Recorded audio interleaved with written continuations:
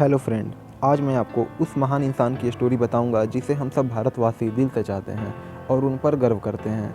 ये वो महान इंसान हैं जिन्होंने छोटी सी उम्र में ऐसे ऐसे काम किए जो हम सोच भी नहीं सकते। यहाँ तक कि उन्होंने अपने लक्ष्य को पूरा करने के लिए अपने जीवन को भी उतना अहमियत नहीं दिया। हम आज बात करेंगे शहीद भगत सिंह की। साहस, स्वाभिमान, आत्मविश्वास, त्याग और बहादुरी की मिसाल शहीद भगत सिंह एक महान क्रांतिकारी जो 23 साल की छोटी सी उम्र में हंसते हंसते देश के लिए फांसी पर चढ़ गए थे। दोस्तों, इतना तो हम सब जानते ही हैं, लेकिन भगत सिंह के जीवन और मृत्यु से जुड़ी कुछ ऐसी बातें मैं आपको इस वीडियो में बताऊंगा जिसमें कुछ बातें शायद ही आपने पहले कभी सुनी होगी। मैं आपको यकीन दिलाता हूं कि अगर आप इस वीडियो को पूरा देखेंगे तो आपको भगत सिंह के जीवन से कुछ प्रेरणा मिलेगी। 28 सितंबर 1907। दोस्तों, यह बात आज से करीब 113 साल पहले की है, जब भारत और पाकिस्तान का बंटवारा नहीं हुआ था। यानी पाकिस्तान और भारत एक ही देश था जिसे अंग्रेज़ों ने अपना गुलाम बनाया हुआ था। उस समय भगत सिंह का जन्म 28 सितंबर सन 1907 को पंजाब प्रांत के लियालपुर के बंगा गांव में हुआ था, जो कि अब पाकिस्तान में आता है। दोस्तों, भगत सिंह के पिता का नाम सरदार किशन सिंह और माता का नाम विद्यावती कौर था। यहाँ एक किसान परिवार था। भगत सिंह के पिता और चाचा अजीत सिंह भी एक सक्रिय स्वतंत्रता सेनानी थे। भगत सिंह के परिवार के सभी लोग बड़े वीर और साहसी थे। दोस्तों, भगत सिंह बचपन से ही बहादुर, साहसी और निडर थे। उनके हिम्मत को देखकर उनसे बड़ी उम्र वाले बच्चे भी उनसे घबराते थे। एक बार की बात है, जब वह अपने पिता के साथ खेत में गए तो उन्होंने अपने पिता से सवाल किया कि पिताजी, खेत में आप लोग क्या करते हो? तो उन्होंने कहा कि हम लोग बीज बोते हैं जिससे फसल होती है और ढेर सारा अनाज भी होता है। इस पर भगत सिंह ने अपने पिता से सवाल किया कि पिताजी, अगर ऐसा ही है तो आप लोग खेत में बंदूकें क्यों नहीं बोते, ताकि अंग्रेज़ों को मारने के लिए काम आए, और हमारे पास ढेर सारी बंदूकें होंगी तो हम लोग डट कर अंग्रेज़ों का सामना कर पाएंगे। दोस्तों, सरदार किशन सिंह ने अपने बेटे के मुंह से ऐसी बातें सुनी तो पहले वो भी हैरान हो गए, लेकिन मन ही मन इस बात पर खुश हुए कि उनका बेटा देशभक्ति की राह पर जा रहा है। भगत सिंह जैसे जैसे बड़े होते गए, उनके मन में देशभक्ति की भावना घर करने लगी। 13 अप्रैल सन 1919। दोस्तों, यह वो दिन था जिस दिन कुछ ऐसा हुआ जिसमें भगत सिंह के दिल और आत्मा को झकझोर कर रख दिया और उनके मन में अंग्रेजी हुकूमत के खिलाफ आक्रोश भर दिया, क्योंकि इस दिन भारत इतिहास का सबसे क्रूर नरसंहार हुआ था।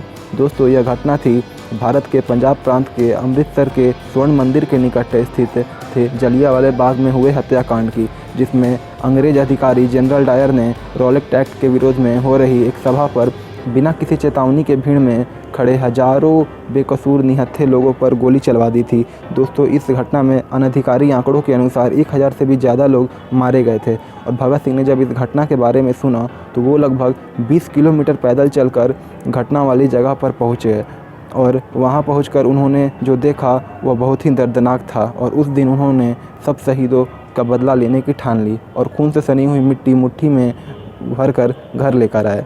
और दोस्तों, उस समय उनकी उम्र सिर्फ 12 साल की थी।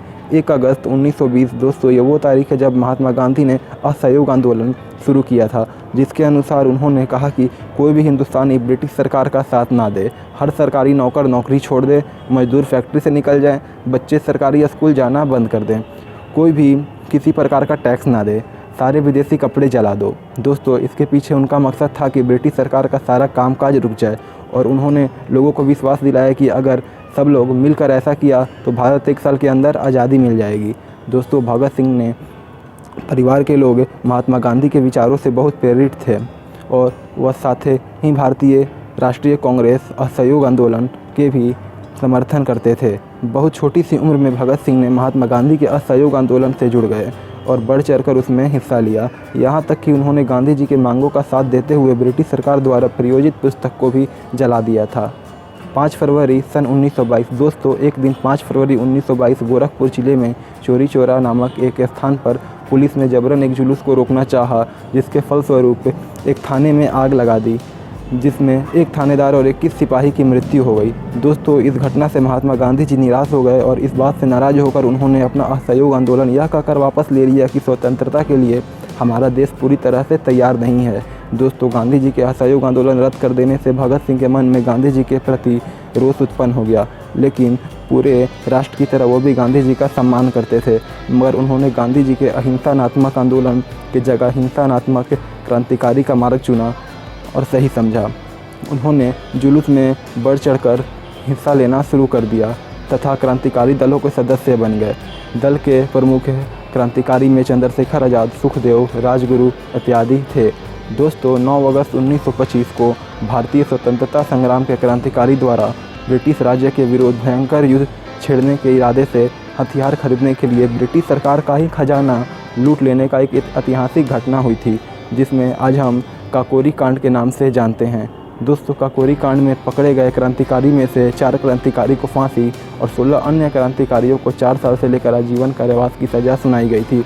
इस बात से भगत सिंह इतने क्रोधित हुए कि उन्होंने 1928 में अपनी पार्टी नौजवान भारत सभा का हिंदुस्तान रिपब्लिक एसोसिएशन में विलय कर दिया और उसे एक नया नाम दिया, हिंदुस्तान सोशलिस्ट रिपब्लिक एसोसिएशन।